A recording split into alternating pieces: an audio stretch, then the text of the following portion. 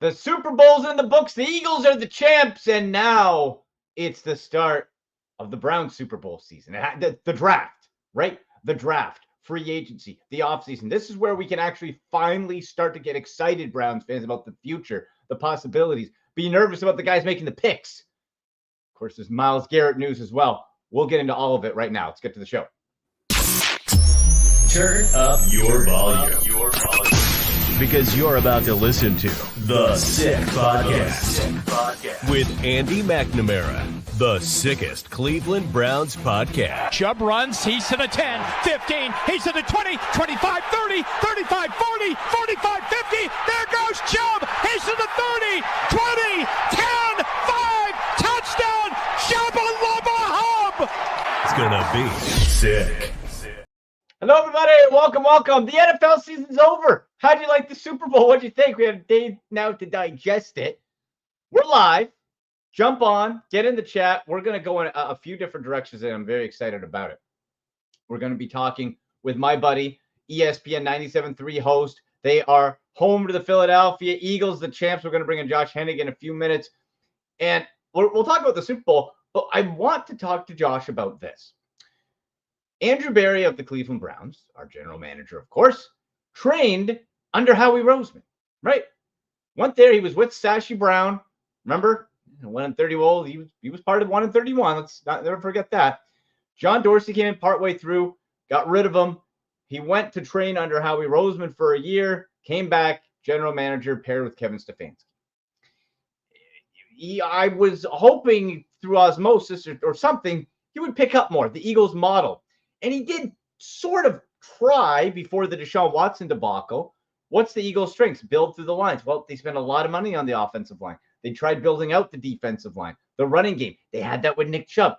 So it's sort of like a Eagles light. You're trying to, but the difference has been the draft picks and then lack thereof because of the Deshaun Watson deal. That hasn't worked out for Andrew Berry. So I want to talk to Josh about, is there anything Andrew Berry can pick up for that? Could he have learned anything from Howie Roseman that we can apply now, as well as Eagles free agents that might fit the Browns, a draft comparison possibly to the Browns, and go over some of the offseason NFL draft. I'll get to the future bets already are out for next season. So we'll do some DraftKings sick picks in a little bit as well to get there. But make sure you are clicking subscribe, notifications on. This is the exciting time of the year, Browns fans. And even if you're not a Browns fan, you're a draft fan, prospect, combine. Ooh, it's gonna be all here. I'm looking at my notebook for the last few years, my handwritten notes. It's there, it's ready.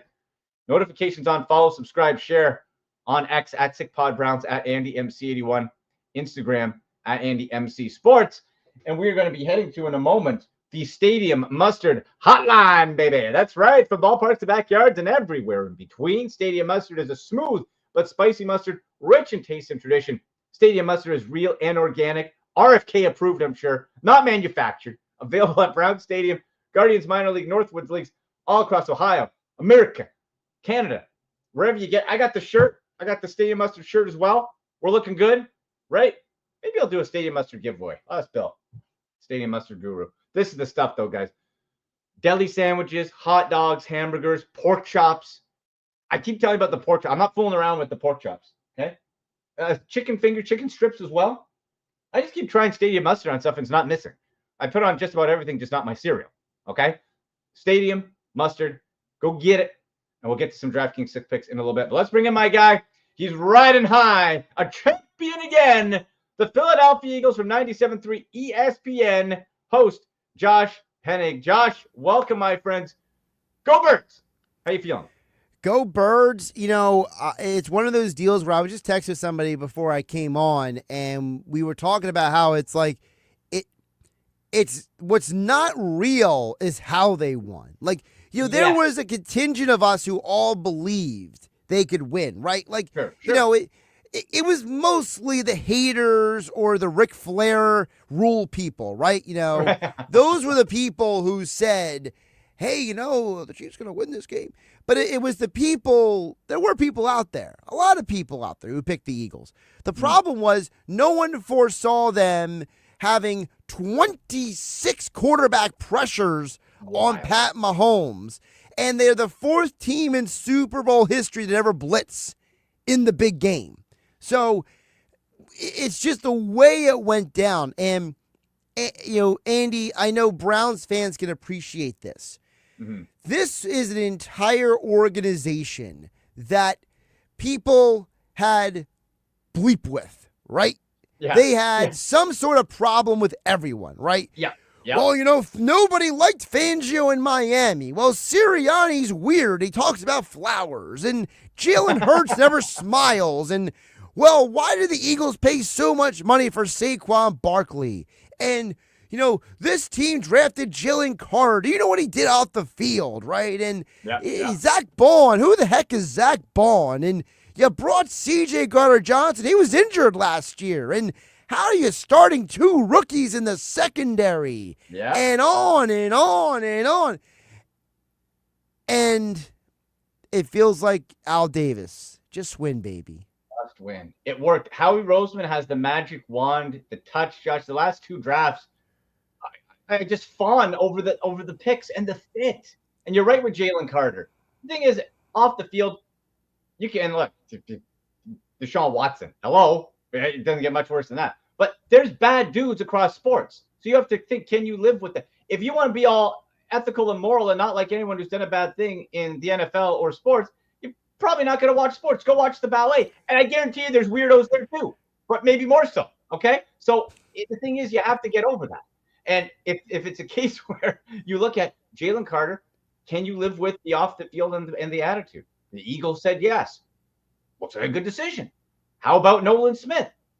Got a value on him too. What a stud. Cooper DeJean. Remember he was undersized. Yes, remember the whole we thing? Talked about that. Yes, we did. And then what really got me, Josh, when I thought it was over, and not like it's over, but maybe when Cooper DeJean got the pick 6, I was like, oh, this is not normal. And that guy, I was like, this is not normal. Patrick Mahomes looked like a scared rookie. You're right. It wasn't that the Eagles won because Vegas had the odds 1 point, 1.5. Like on paper, I knew the Eagles had the horses to beat the Chiefs, but I got to say, it just looked like the Chiefs had always just found some weird way the refs helped them, which they did on that first offensive drive, by the way, on A.J. Brown. I disagree. Call. I disagree. You like the call? It was hands to the face. When you watch the replay, he's literally had his fingers wrapped around the mask of the defender. I didn't like it. If you're going to call the rule, okay, I always complain that the referees, you put your hands in somebody's face, they're going to call it. And by the way, it benefited the Eagles on the next drive because that should have been a 3 and out. But when the Chiefs slapped Dallas Goedert in the face, the refs threw the flag. So it consistent. It evened out. They called it. They called it straight. They called it's like a baseball, right?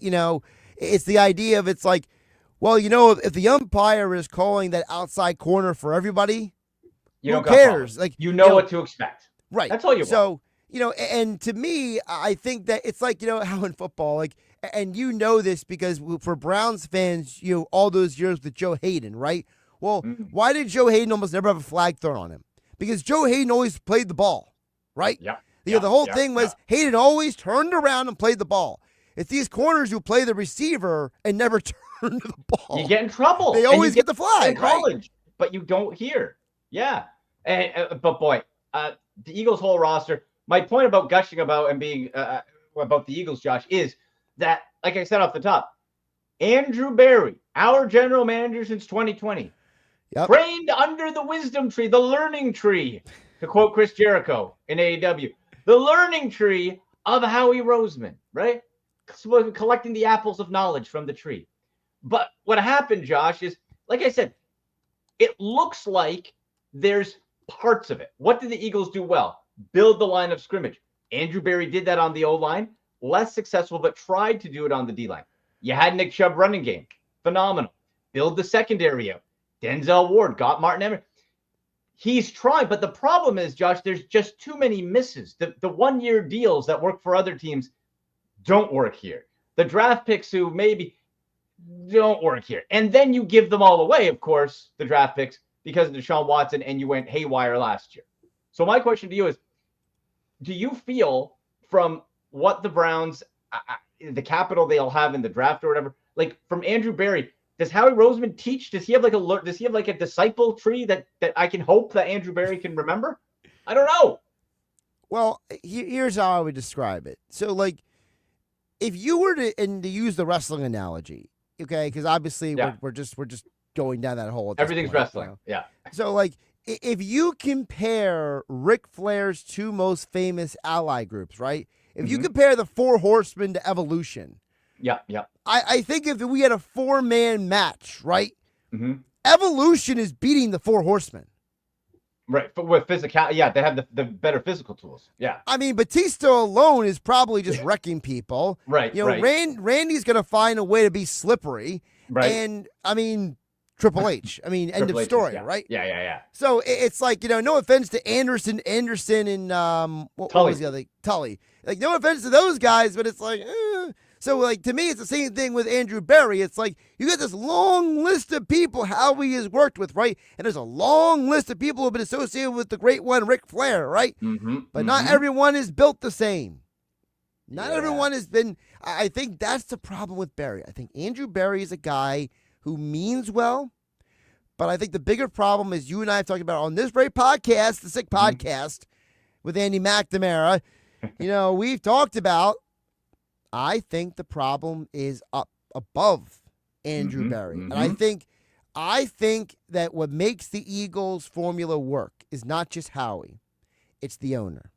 Jeffrey Lurie has done an amazing job at looking at his whole organization and say, I am going to hire people to do a job.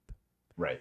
I don't know if Jimmy Haslam understands that concept. I don't know if he understands that and I know he might not understand, because you know who doesn't understand that? It's Jerry Jones. Jerry Jones, remember, it was Jerry Jones 2 years ago. He criticized the Eagles and the Chiefs because he said that they sell away their future and they give away the farm and that they're not going to be successful long term because he is not going to be like the Eagles and the Chiefs and sell away all the future draft picks. Well, guess what? Jerry, how's that working out, Jerry? How's that helping, Jerry? So I think the problem is in the NFL with 32 teams, Jimmy Haslam seems to be closer to Jerry Jones than he is Jeffrey Lurie. A less offensive Jerry Jones, I suppose. And here's the other thing. There's less another talkative, I guess, is less talkative. Less talkative, less. You give Jerry, he's entertaining. I'll give him that. If you're not a Cowboys fan, otherwise you hate him. But the difference too, Josh, is Haslam has interfered before. If we all remember the Johnny Manziel decision, and the fact that nobody was fired over the Deshaun Watson debacle tells you that Jimmy Haslam made that decision straight up, because he's saying, "Okay, guys, my bad, huge bad, crippling bad, but I'm gonna give you guys a chance to dig out of my mess." The other layer to this, Josh, I've talked to you about this a lot, is you talk about slippery, the grifter, Paul DePodesta. That slimy bugger who doesn't even come in. He's out of La Jolla, California. My next life, could I please be Paul DePodesta? Please? The guy doesn't have to come to work. You don't want to be Paul. Nothing. No, you don't want to have that reputation hanging over you. You know how much money he has and he lives on the beach? There's a lot of guys with a lot of money who are not named Paul DePodesta. That's true. You have a movie named out. Like, I prefer Brad Pitt over Jonah Hill to look, but I'm not gonna be too like if you want to be someone in your next life, be Mark Cuban. You know what I mean? Like, Cuban's kind of ugly though. I want to at least be rich handsome. Beyond belief, though. I know. I guess you can get. And he's actually a really nice guy. He's actually a really good human being. I have interactions with him. He is actually a really good human being. Yeah. Well, now I feel bad because I called him ugly. Listen, Mark. Okay, I'm sure you're a great guy. Come on the show anytime you like. No problem. All right. Paul DePodesta. The point is, Josh, is this guy is the Wizard of Oz. He's behind a curtain. No one knows what he's doing. Is he pulling the levers of decisions? Because Haslam says he works on other business ventures. Is he working on the new Brown Stadium, or is he deciding who my next quarterback is? Nobody knows. Nobody knows. Collaborative effort is what makes everybody non-accountable. And now that you're saying it, I'm thinking it. That's the biggest difference with the Eagles and the Browns. Barry can think of all the stuff he wants. If he has to run it by 10 people and Paul DePodesta thinks of some baseball idea and doesn't like it, then I don't know. So really quick for your audience, because people might feel like, wow, why are the Browns the only team that does this? Well, guess what? The Falcons do this too. And their slippery snake is Rich McKay. Rich McKay is the guy in Arthur Blank's ear who told Arthur Blank not to hire Bill Belichick, right? Rich McKay is the guy who told the Falcons owner to sign Kirk Cousins, right? You saw how that worked out. Now, they also said draft Michael Penix. So it's like, all right, one out of three. One out of three. Well, the thing is, you perplexed yourself by getting Kirk Cousins with all that money that you'll have to, even though they say they won't, they're going to have to eat him and cut him. And that's another story of who the Browns might be able to get on that minimum Russell Wilson deal. And honestly, they should. Yes. And here's the thing. I'm not against the Browns because Stefanski and Cousins have the connection from Minnesota. If, and it's a big if, he's got to pass the medical. He couldn't move last year or they wouldn't let him move. Was that an Achilles? Was that bad play calling? If you give me Kirk Cousins, who can run the play action with his eyes closed, I'll take Kirk Cousins for a year and be quite happy about it. If you draft a rookie that I like, not named Jalen Milroe, say no for Milroe. Hashtag it. I got to go. I can't stand that guy. Not interested. So now it's I got the Cleveland guys laughing about Josh. I had the ESPN Cleveland guys on, and they were dying. I said, quick side note for Jalen Milroe. Josh, if they draft him, I'm going to lose my mind. I'm going to I'm going to freak out. I don't know what me freaking out actually looks like, but I feel it in my gut. I'm going to freak out because it's bananas. You can't have a guy who they're saying, oh, he's a 2-year project on this team. Why? He's not worth it. This guy's Malik Willis. Hello. He's not Anthony Richardson. He's not 6'4". He's 6'1", 225. Yeah. We'll see at the combine. He can't throw, Josh. He can't throw. Hello. I will tell you in your audience right now, and I have not dug heavily into the draft yet, but I can tell you just off the top of my head that Milroe is one of the guys that I was very specific about that he should have stayed in college. Yep. And I think that this is the reason why this year's draft is going to be the biggest hit or miss draft is because you have guys like Quinn Ewers and Jalen Milroe and the Louisville quarterback Tyler Shuck. You got all these guys who entered the draft who should have stayed in college. Mm-hmm. And I think there's going to be a lot of teams that end up with the Quinn Ewers and the Jalen Milroes. And as you said, there are going to be these prospects and there's going to be these project prospects. And there's a difference between a prospect and a project prospect. And the prospect means, he's like Cooper DeJean. Maybe he just needs a little extra work and practice before you put him on the field, right? Whereas a project means, well, I don't know what he's getting on the field. Josh, the project is they say, what an athlete he can run. The project is the quarterback can't throw. What? Then you're not a quarterback. Hello? It drives me insane. They're like, oh, the project is we need to teach him to throw. Are you out of your freaking minds? This is what you do. Jalen Milroe should be drafted to the Baltimore Ravens. He can sit behind Lamar Jackson for 3 years and see what happens. That's what you do.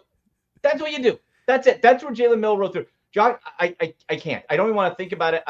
My God, I might actually. Let's get back. Let's get back to Deep Potesta. Okay. I'm losing. I'm just. Anyway, I get beside myself. I am as anti Jalen. Yeah. I'm as anti Milroe as I was pro Hurts coming out of the draft.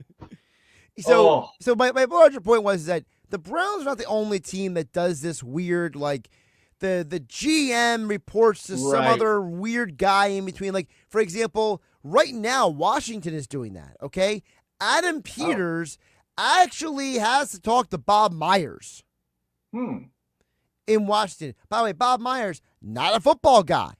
He's from the Golden State Warriors, right? Right. Yes. That was their in-between hire with the new owner.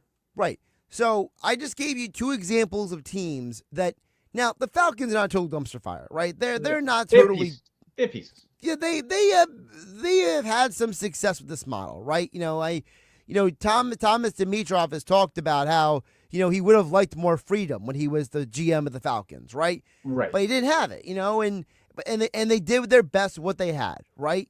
Yeah. And Washington, obviously, big turnaround from the Daniel Snyder era to the Josh Harris era, right? Model's working right now. Right. So, it's not that the Berry to Podesta to Haslam structure doesn't work. It's that I am curious, does Andrew Berry have ideas and they just tell him no? Great question. We'll never know, Josh, because they don't answer anything. There's no accountability, and there's no you can't credit someone for a good move, and you can't criticize them for a bad move. No idea. Yes. Who is it? Just tell us. I'd love to give credit too. Andy, it's really quick. It's like, so in Philadelphia, here in South Jersey, 97.3 ESPN. Right, one of the conversations we had over a decade ago was when the Chip Kelly era, the 3-year tour, right? Right. And it was, the first draft, it's well known. It was Jeffrey Lurie, the Eagles owner, came out and said, we are going off of Howie's board, okay? They told Chip Kelly, Howie did all of the work for this draft class. We're going to, so who they drafted number 1 in the first round? Lane Johnson. Pretty smart, right? Still there. So you go through that draft, that first draft. There's some decent picks there, right? The next 2 years, the first round picks in 14 and 15, respectively, were Marcus Smith and Nelson Aguilar. And there's always been this controversy. Well, who picked them? And the whole thing was, well, Chip really wanted them. And Chip tried to recruit Smith and Aguilar in college, and then no one really ever took credit for it or not credit for it, and then Chip gets fired. And then the whole, Howie was sent to the broom closet for the 2015 draft. And he was almost kicked out of the building. And there's the story of how LaShawn McCoy and Brandon Graham went on like gathered a search party to go find where Howie's new office was, and they found him on like the farthest end of the building, and like they were like, why can't we find you? And then they fired Chip Kelly because Jeffrey Lurie reportedly said, I want my football team back. Yes, I remember that. So it's like, it's these weird things that happen where it's like, well, who's making the draft pick? Who's not making the draft pick? Another one in Philadelphia was when they drafted Derek Barnett. The story was that was the Joe Douglas draft pick. And that Isaac Seumalo was a Howie Roseman draft pick. And then Donnell Pumphrey, remember him? He was a bust, right? Pumphrey, yeah. He was a Joe Douglas guy. And Howie was like, well, I want to draft Jordan Mailata. Mailata was a Howie guy, And so, like, there was this whole thing in Philadelphia for off and on for years, like, well, who's making these decisions around here? Until finally we cleared out. They cleaned it up. All the randos, right? All the randos finally left Philadelphia. And then look at it. The last 3 drafts, bang, bang, bang, right? Devonta Smith, Jalen Carter, Cooper DeJean, Quinyon Mitchell, Nolan Smith, and it's like, money. You learned from the 2020 draft. There's only one good pick in the whole draft for Philadelphia. For Jalen Hurts. Can the Browns learn? That's another example. Like Jimmy has them. Look at what's successful. I don't know what magic Paul DePodesta has, but look at this. Look at this model. You can still clean it up. Apparently not this year. I got a question really quick. Can I ask you a question about Jimmy Haslam? Yeah, because I've always wanted to ask you this, and we never got around to it on my show. And that is, how do Browns fans feel about Haslam owning the Bucs? Oh, they don't care. They don't care at all. Now he's like a part owner. It's like he owns. They have now the Haslam Sports Group. He owns the soccer team Columbus Crew. They're trying to get other like stadium stuff. That group's going to build a stadium. It's, I think if he outright owned them, maybe a problem. But it's like you got to share that, and it's not. Interesting. Browns fans got enough problems with what he's doing with the football team. Well, the reason I'm asking is in Philadelphia, we have Josh Harris, who owns the 76ers. He also owns the Washington Commanders. He owns the New Jersey Devils, and he owns the Crystal Palace FC team in England. So the guy's all over the place. Right? And then you have an owner like who's the owner of the Rams? He's a snake. The guy who took him out of because he also owns the Denver Nuggets. Yeah, what the hell? I know who you're talking about. Yeah, with an S maybe. I'm gonna look it up his name real quick. Something. Anyway, but the point is that I always wonder, like, in our area, people hate Stan Kroenke. Stan Kroenke is the owner of Kroenke. Yeah. Yeah, but yeah, like yeah. in our area, like Josh Harris is like the most hated owner in the city of Philadelphia. Wow. Really? Yeah. Because he owns other teams? They don't think he's focused enough? Well, it's two things. One, it's he owns multiple teams, and two, the fan base thinks he's a slippery snake. Like they look at him, they say he looking sounds like a a little weasel. You know what I mean? And it's like, hey, I'll take that weasel, the job he's doing in Washington. I'll take that weasel well, that's today. the thing. He's doing a great job in Washington, but Phil, the 76ers haven't got out of the second round since 2001. Right. Okay. Interesting. Yeah, it's just like, dude, just get the effing football team together. God's sake. It's driving me bananas here, John. I feel like I've been like, it's crazy pills over the year. It's nuts. I hate how this team affects my mood so much. They don't deserve it. They don't deserve my time that I give them. I want to ask you this in conversation with Josh Hennig, host at 97.3 ESPN South Jersey, home of the Philadelphia Eagles, Super Bowl champ Philadelphia Eagles. You mentioned Chip Kelly, national champion OC with the Ohio State Chip Kelly right now, by the way. Former OC of Ohio State. That's right. Yeah, he's that boy, and the a lot of Buckeyes coming out of the draft. One guy who's not from Ohio State, he's from Penn State, Abdul Carter. And this guy's been projected 6th pick, 1st pick, 2nd pick. And we're going to see the combine is so important because that's where you get the truth out of, is 6'2" really 6'2" or is it 6'1"? Is 250, 250, is it 240? There's been some discrepancies. Here's an analysis I heard today that I thought was fascinating, Josh. Zach Bond of the Eagles, okay? We saw what he did in the Super Bowl. He was a Defensive of the Year candidate. He used to be an edge guy. Was okay. Not great. Okay. Moved him in to an off-ball linebacker. Chaos. Just caused chaos. Phenomenal. And the analysis was maybe Jim Schwartz would want him not to be, now probably not opposite Myles Garrett if he gets out, but not an edge guy, because if he is 250, he'll get beat in the run. Obo Okoronkwo is 250, situational. But could they move him in, especially with JOK? We don't know what his neck issue is going to be. He could be done with football. Could you move Abdul Carter in, because he used to be an off-ball linebacker, and use him as a weapon and spread him around in a lot of different places? Compare that to Zach Bond. Do you think that might make sense, knowing also Jim Schwartz used to be in Philly? So a couple things there. One, I would point out that the Schwartz defense is very different than Fangio, because Fangio runs that. So for those who don't know Fangio's history, his football history actually goes back to the Philadelphia Stars of the USFL back in the early 80s. And he worked with Jim Mora Sr. Senior. So his whole philosophy on football is he likes to use zone defenses to manipulate quarterbacks. Because the idea being, like they did in the Super Bowl at the highest level, but he was the coordinator for the Colts. He was the coordinator for the 49ers for the Super Bowl. By the way, that story, I don't know if you guys heard the story. Fangio told his players a story about the 49ers team 12 years ago, and apparently, like, the whole team was, like, ready to play the game, like, the next day. So, maybe we get to that a little bit later. But, so Fangio's coached in a lot of places before he got to Philadelphia. But his whole philosophy is he runs a variation of that Pete Carroll cover 3 thing, where it's like, I got the 2 high shell, right? And then I want to get, no more than 5 rushers. And the idea being that I just got everybody playing in zone, and they're all overlapping, and the quarterback is basically sitting there, and the steam's coming out of his ears, like you saw with Mahomes on Sunday. Yeah. Jim Schwartz is different. Jim Schwartz almost never plays zone. Jim Schwartz's whole philosophy is, I want my pass rushers to hunt, and I want everybody else to play man and just play lockdown defense. Yeah.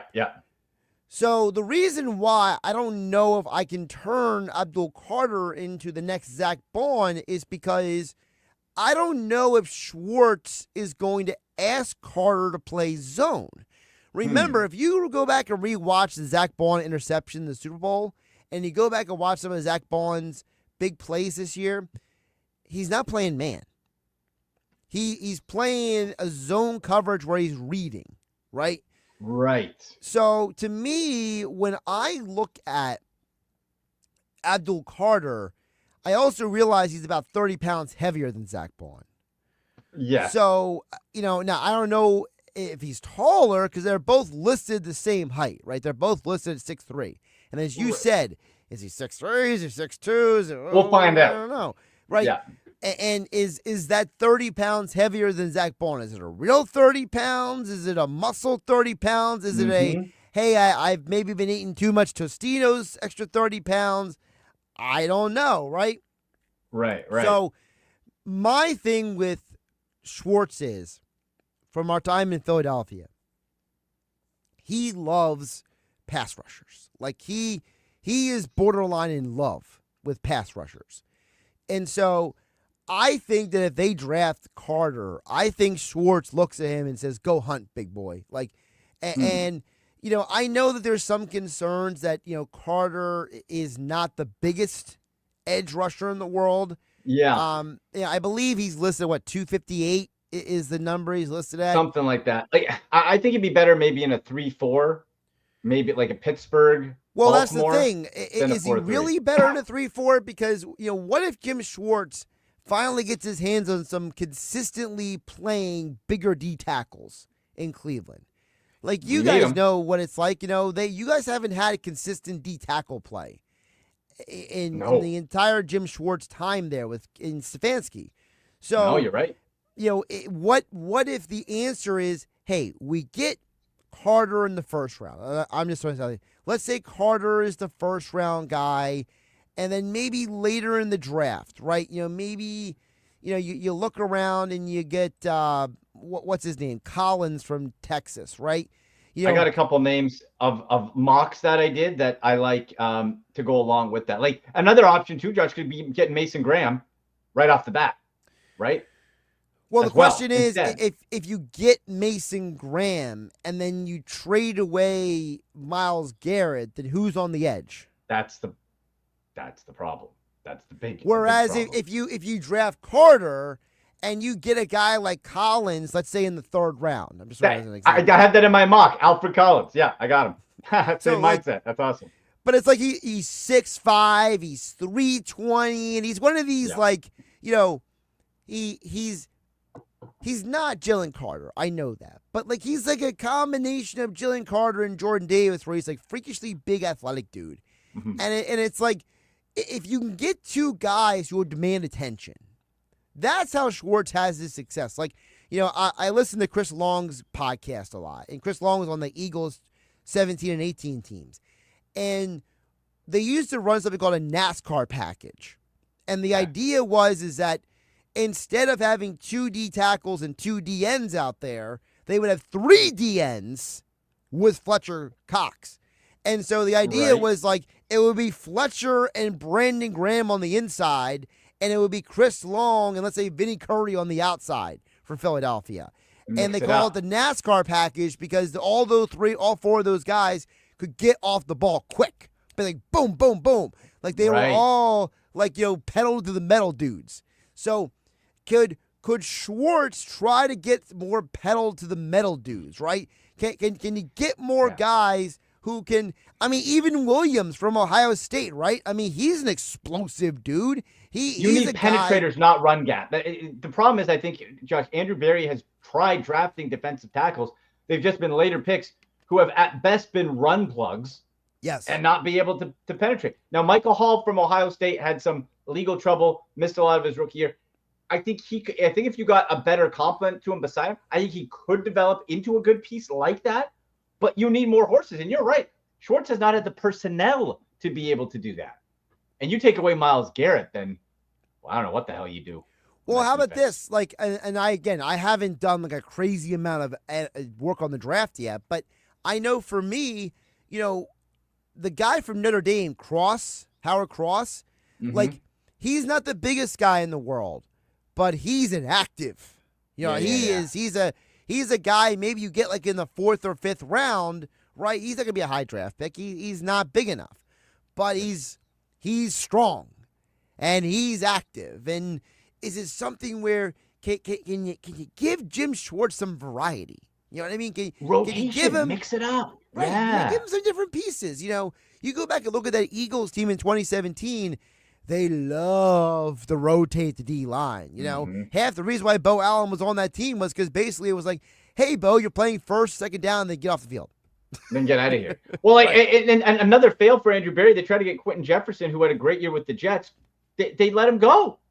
Attitude problems. Didn't get on the field, Josh. Healthy scratch. So that's another guy where, on paper, hey, nice pickup. Give Schwartz, here's your penetrating D tackle.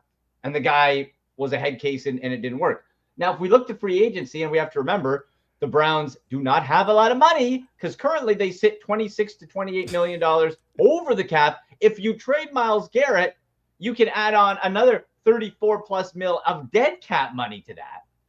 So there's going to have to be a lot of creativity. But and that's the problem. You can't say like, oh, I want, the best player available. Josh Sweat from the Eagles. He's going to be way too expensive. I can't have Josh Sweat, right? Is there anybody free agent side like Bond's a free agent, but he'll be going back. They're not letting him get away. Yeah. So right now in Philadelphia, the two guys who are most likely to be gone are Josh Sweat and Milton Williams. Josh and Brandon Graham he's on the back end anyway. He's gonna be 37. He's never leaving. If he plays one more year, it's in Philadelphia or else. Right. He is on the record saying that. Apparently his wife has given him an ultimatum, has Brandon Graham. So, and he's 37, so it's like, that's fine. Yeah. So Josh Sweat, there's two things with him really quick. So for you Browns fans don't know. Number one, 2 weeks before the Super Bowl, he changed his agents.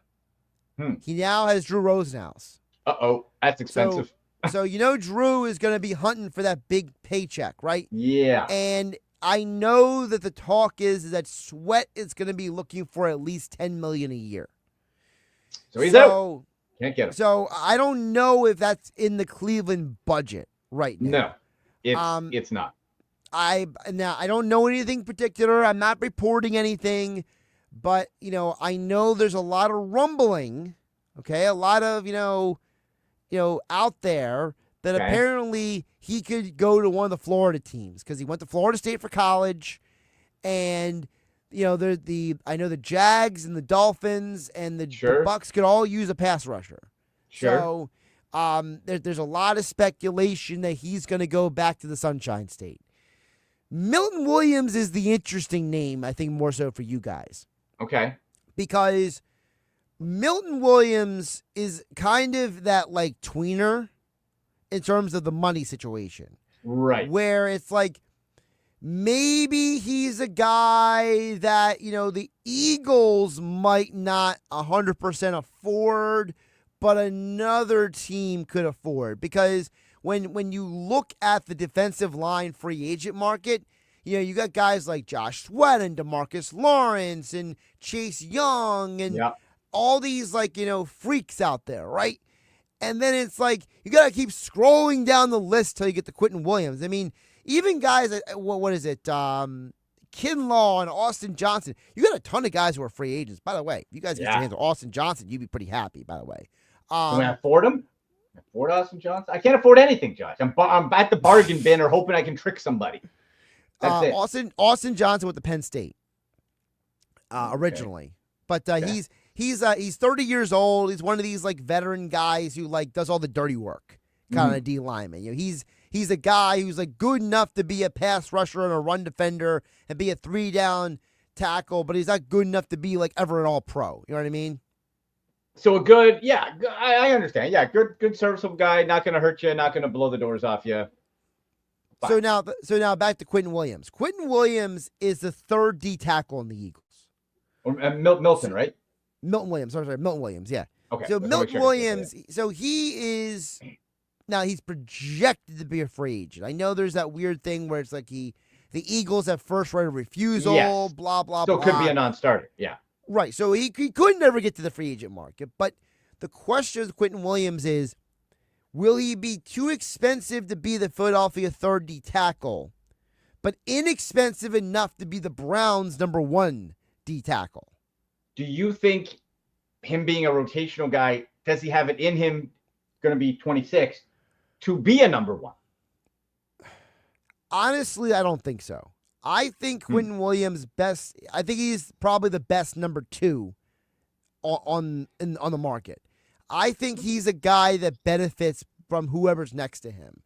I don't think it's kind of like how, you football fans might remember, Kevin Williams was not at his best until Pat Williams got next to him. When Kevin Williams first got to the Vikings, he was good, but then he got Pat Williams next to him, and then he was great. It's like Sam Adams, right? Sam Adams was at his best when he had Tony Saragusa next to him, but then when he went to Buffalo and he was the number 1 guy, he wasn't as effective, right? Right. Yeah, I see what you're saying. And you see that sometimes. Okay. Now, if you're telling me, for example, you sign Milton Williams and you draft Mason Graham to pair with him, now you're and cooking Michael with Hall gas. and Michael Hall in a rotation. Right. Now we got 3. So now you got Graham and Williams and Hall, and now you got some real fire burning in there. Right. Now it's like, now we're having some fun. And what the big question, of course, Josh, is what do you do if Myles Garrett does get his trade wish? The trade capital has to be a number 1 this year, number 1 next year, either a player and or other picks that you would then have to use to try to find a pass rusher who's not as good as Myles Garrett. That's the problem. You got Myles, you got a Hall of Famer, you're not going to get another one. So you have to build around him. So if you have that, like if we have the situation we laid out, which seems possible, then maybe it's like a Chase Young who had, I don't think he had a good year at all, right? He needs a little prove-it deal. So, I really liked it. He got injured. I don't know what's left in him, even at 26, but maybe, you have to get a little lucky. They have some nice young rotational edge rushers, but were they look good because everyone's focusing on Myles? What happens when they're the guy, right? That's the big question. See, my thing with Myles Garrett is, and I'm not belittling the guy. I think any team would be thrilled to have him. I think he still has a lot left in the tank.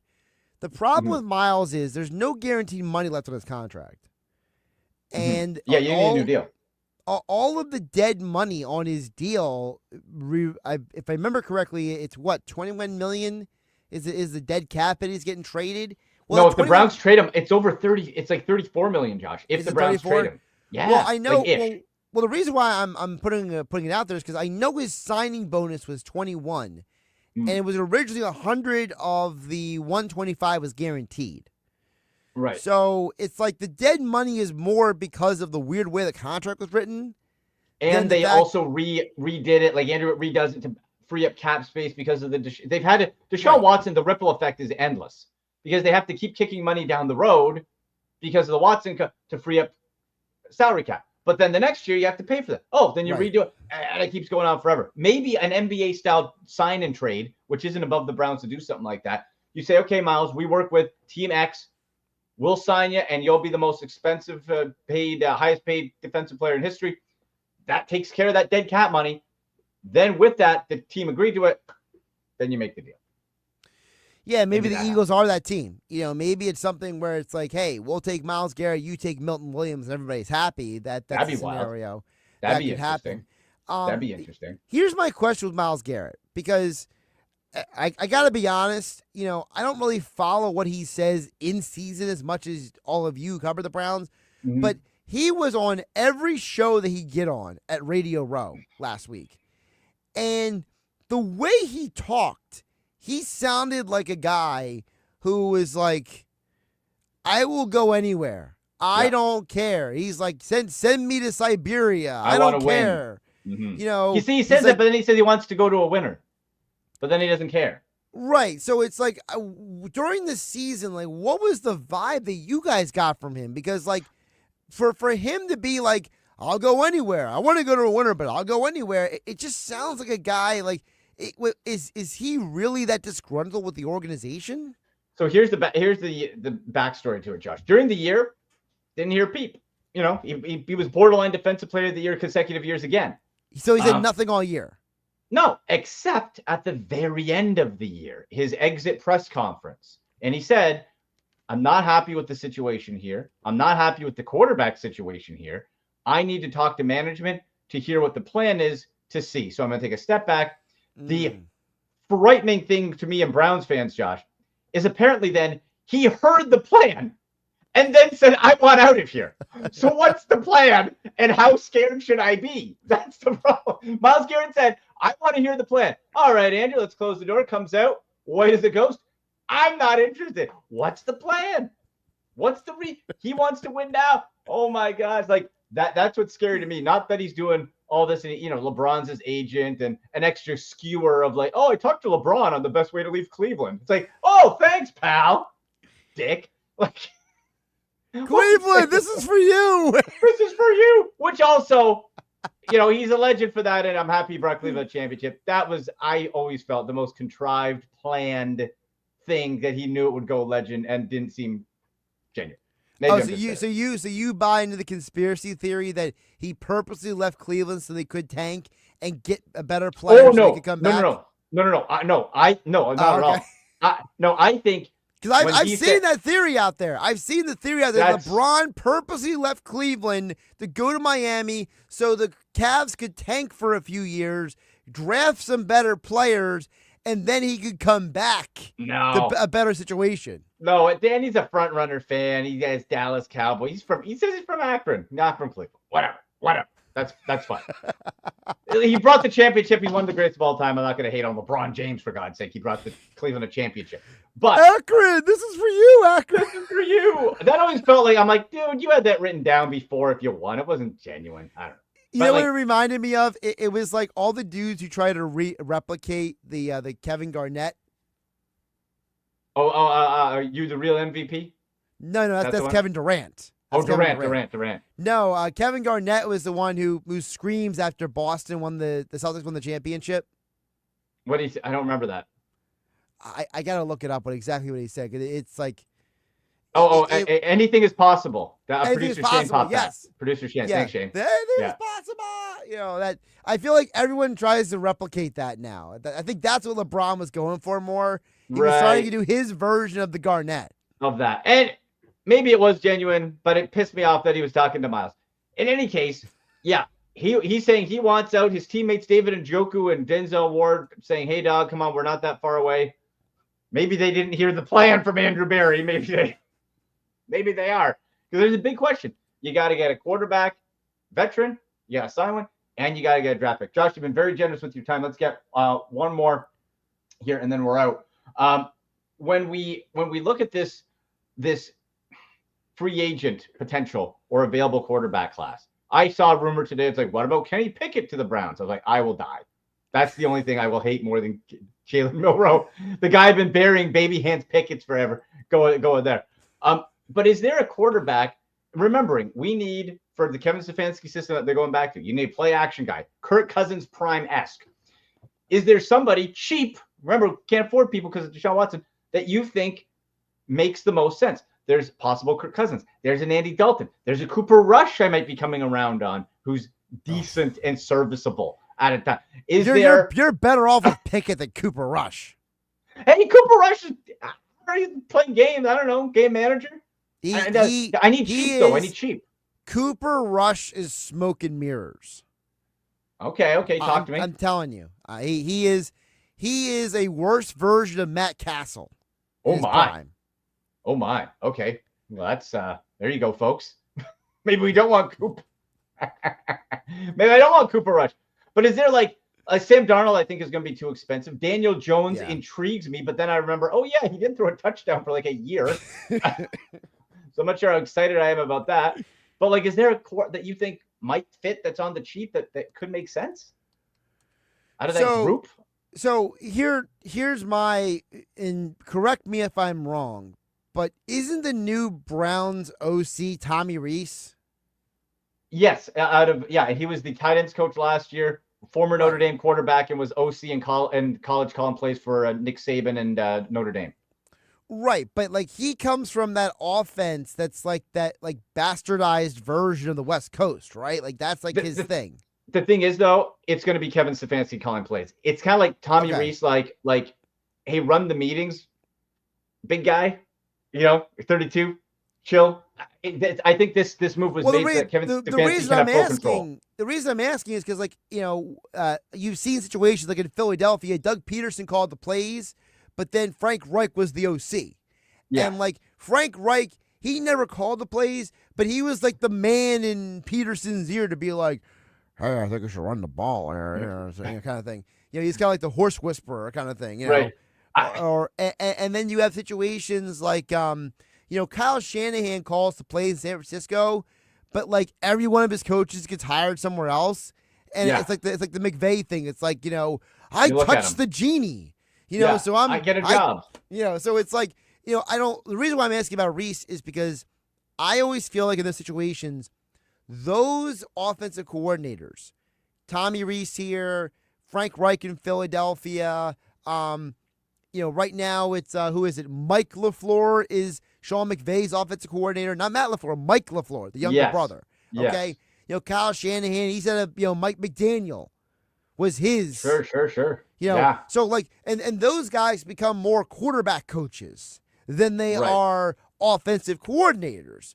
So that's why I'm asking the question about, what is their background? Because, Tommy Reese was a weird quarterback in college. Like, he was one of those guys who was supposed to be this, like, high-level passer, and he became this, like, dink and dunk, like, bastard of, like, the West Coast offense. Right. And you mentioned at Alabama, and Alabama likes to run that system where it's, like, half spread offense, half pro offense. Right. So, when he walks into that quarterback room, you got, and you're going to have Deshaun Watson, let's say, and whoever the two other people are, right? And even if they tell Deshaun Watson, we're going to pay you to go home, right? Yeah. And they don't have to say that, Judge, because that second Achilles surgery, he's not going to play all year anyway. Right. And they can pretend like he's never coming back. He's like, oh, we had a complication from the surgery. Mm-hmm. They can always do that game. Like you guys remember the Brock Osweiler thing, so. Oh yeah, we helped out. We helped out Houston with that. Ooh, yeah, you did. My God, yeah, we always help out Houston. Yeah.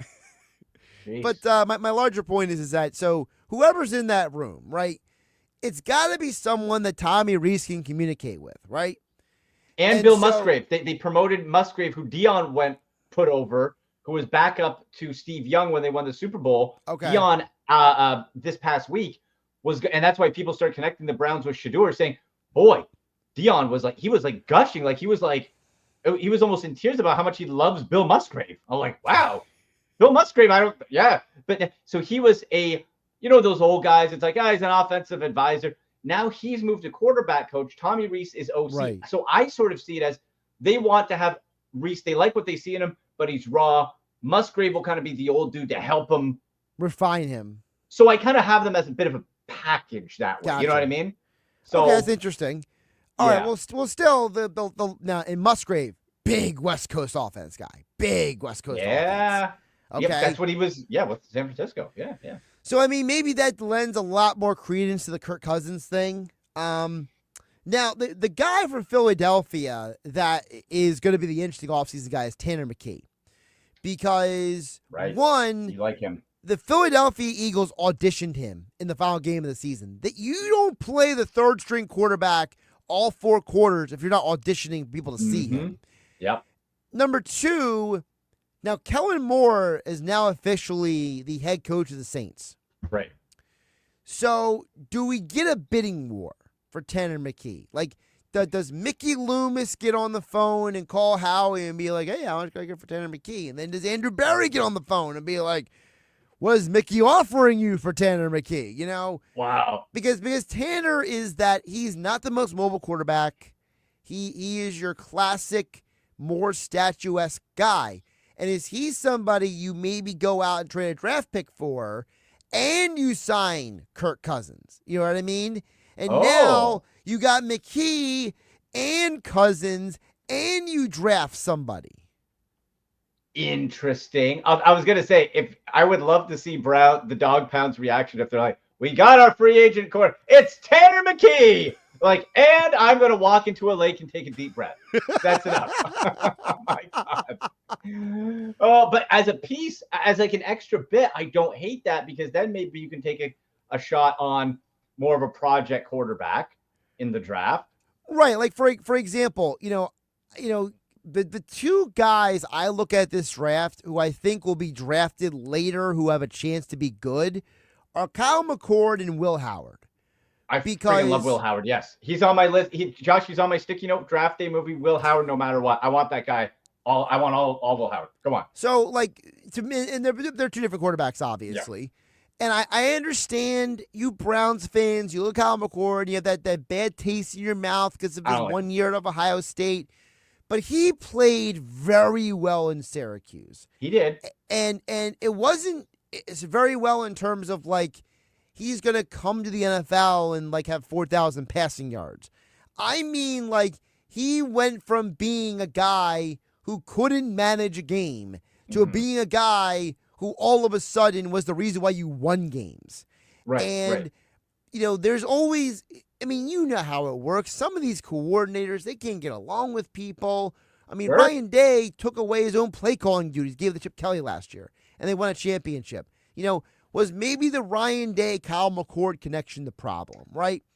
Yeah, could be. And then Will Howard benefits from it. And so now you just mentioned we got Tommy Rees, we got Bill Musgrave. They're going to be the ones handling the quarterbacks. Stefanski's just, point and shoot, right? Point and shoot, Got the big Denny's menu in front of him. Yeah. Right. So it's like, is Tommy Rees and Bill Musgrave going to go to Andrew Berry and be like, look, man, for the offense you want to run, you want Kyle McCord because Kyle McCord's going to come in here and do ABC and sit behind Kirk Cousins and Tanner McKee, and then McCord is your 3 quarterback, and then it's like, hey, Kirk, get us through 2 years. Get us out of the Deshaun Watson hellscape we are in. Yeah. And then you can ride off into the sunset, you can go be, Sunday church daddy and everything in your post-retirement career. Be super rich. Yeah. And live a good life. What does Andrew Brandt always say, the Hall of Fame of business? These quarterbacks who make so much money, like Sam Bradford. Bradford and Cousins. Those are the guys we want to be in the next life. Good-looking, rich QBs who stink. And so then you have Tanner McKee, who's kind of like the break last case of emergency. And like Kyle McCord or Will Howard can just sit there with their arms forward the whole time with the headset on, looking like they're all important, while in the back of their mind being like, I can't wait for this game to be over because I got a girlfriend in the stands. I want to get out of here. I'll tell you, I want Will Howard, Josh. Kyle McCord, I see your points. I am sour on how his time there, but I will reevaluate the Syracuse stuff. I will try to keep an open mind. But the Will Howard stuff, that playoff run, man, I saw a leader. I saw a guy who grew. I saw a guy who overcame all that negativity from Michigan in his past lives. I saw somebody who showed me Josh Allen-esque skills. Not that he's going to be Josh Allen, but Josh Allen wasn't going to be Josh Allen when he came out either. Let's not forget that. It's like Cardell Jones, right? Cardell Jones had that championship run, and then he ended up in Buffalo. Didn't do anything. Yeah, and not a good landing spot. Never really got a shot. A horrible landing spot. He never was anything. And it's like I always go back to, because we're sticking with Ohio State quarterbacks here for some reason. I always go back to when Terrell Pryor had that 4-game run for the Raiders, and it was like Terrell Pryor was supposed to be a busteroni, right? Like it was like. Is he a receiver? Is he a quarterback? I don't know. And then he had that 4-game run where you were like, well, maybe if you play him like that, he could maybe be something. And then no one ever used him that way ever again. And he just disappears from the NFL. He played one season as a Browns receiver. Yeah. That was his last year. His last year as a Browns receiver, right? Yeah, so funny. And so it's like Cardell Jones, he goes to Buffalo, and it's like, and then nothing happens. Nothing. So and disappointing. So to me, it's like I look at these quarterbacks and I'm like, can we just put these guys in a good situation? Yes. It's so important. Can we stop trying to make them save everybody? Even Patrick Mahomes is not Mahomes like Andy Reid. Mahomes, when he came out of the draft, he had horrible footwork. He couldn't read a defense.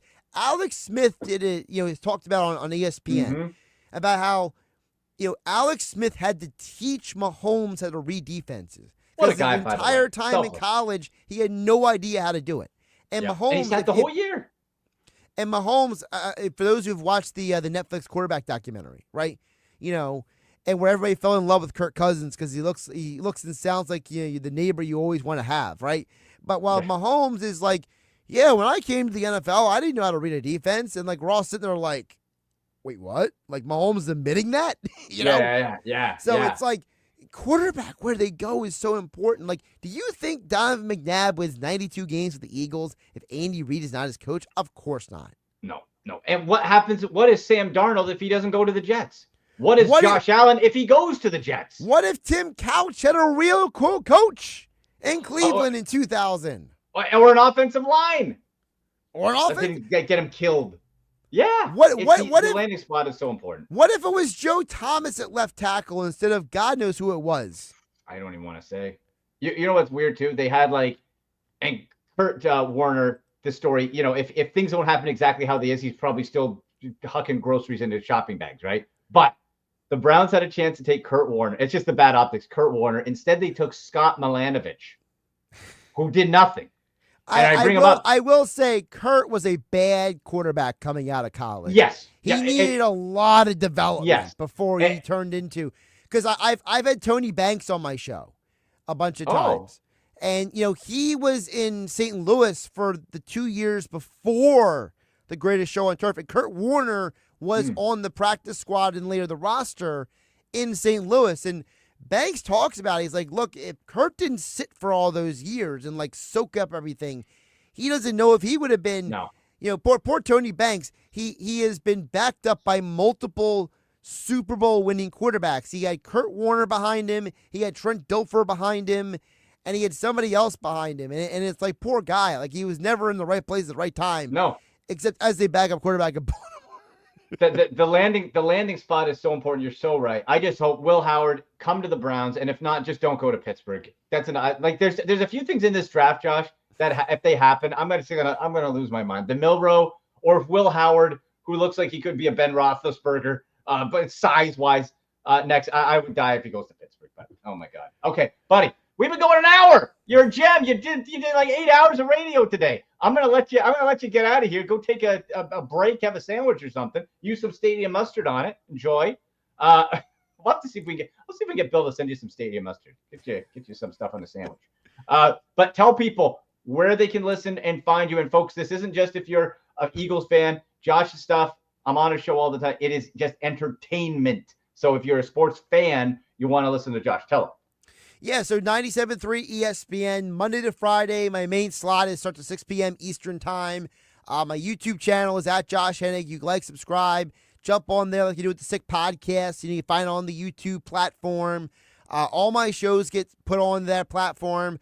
You can follow me on Twitter X at Josh Hennig, Instagram at Joshua S. Hennig. For those who don't know, my primary job is actually not on the microphone. So, when I do get to go on the microphone, it's a lot of pent up stuff like we're doing here. It's like I got all this stuff rattling right in my head. I gotta put it somewhere. Yeah, the producer of the Big Afternoon Show on 97.3. Yeah, the Sports Bash with Mike Gill on 97.3 ESPN. So it's my entire life is built around creating content. You know what we'll do? You want content? Have a camera on me. At the draft, that if the Browns take Milroe or Will Howard goes to the Steelers, we'll go viral because I'll just start hitting myself in the head like Ric Flair and cut myself. Good Lord. All right, buddy. You're a gem. Thank you so much. We'll talk soon. Absolutely. Andy, keep up the great work, my friend. All right, you too, my friend. See you, bud. There he goes, Josh Hennig. You know what? I'll do we went long and I loved it with Josh. This was tremendous. So I'm going to save the future bets till next week's show because it's a long off season. But on the DraftKings Sportsbook, we can pick on Myles Garrett's next landing spot for a team.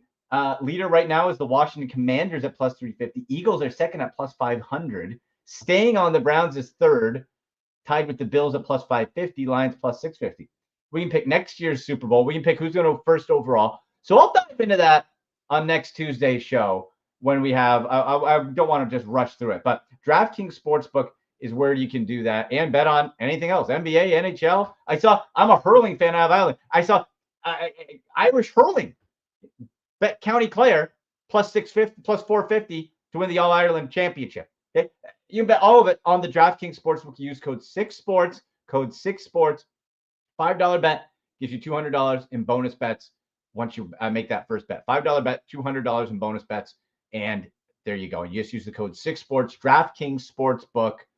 And you can bet on the future, bet on anything else. But DraftKings Sportsbook, the crown is yours.